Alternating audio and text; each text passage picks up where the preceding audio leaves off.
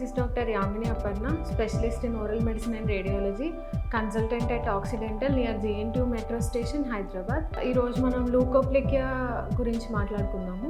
మనం ఎందుకంటే cancer series start చేసాం కాబట్టి లాస్ట్ వీడియోలో మనం ఓరల్ సబ్మ్యూకస్ ఫైబ్రోసిస్ గురించి డిస్కస్ చేసుకున్నాం కదా.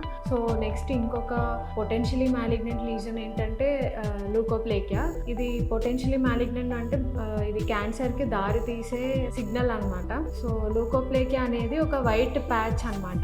ఇది మనము చెరిపితే లేదంటే ఊరికే అది పోదనమాట.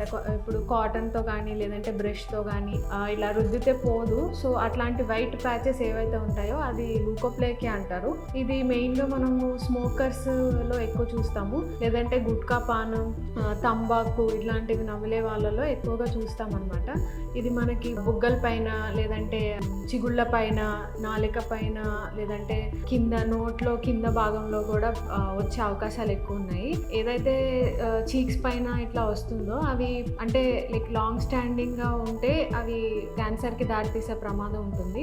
మెయిన్గా మనకి టంగ్ ఇంకా ఫ్లోర్ ఆఫ్ మౌత్లో ఏదైతే లూకోప్లేకియాస్ వస్తాయో ఇవి ఎక్కువ డేంజరస్ అనమాట. లైక్ ఇవి తొందరగా క్యాన్సర్కి దారితీసే అవకాశాలు ఎక్కువగా ఉంటాయి అన్నమాట. ఈ లూకోప్లేకియాలో మనకి చాలా రకాలు ఉన్నాయి.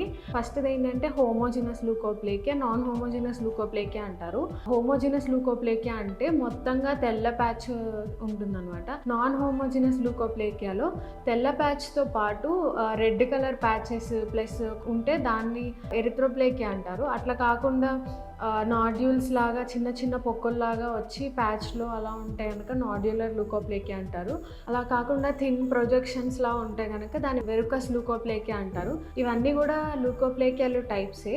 హోమోజినస్తో కంపేర్ చేస్తే నాన్ హోమోజినస్ లూకోప్లేకియాకి ఎక్కువగా క్యాన్సర్గా మారే పొటెన్షియల్ ఎక్కువ ఉంటుందన్నమాట. సో అట్లాంటి ఒకవేళ ఉంటే కనుక గమనించుకొని వెంటనే మీ డెంటిస్ట్ని కన్సల్ట్ చేయాలి. దీనికి ట్రీట్మెంట్స్ ఏముంటాయి అనేది నెక్స్ట్ వీడియోలో డిస్కస్ చేసుకుందాం.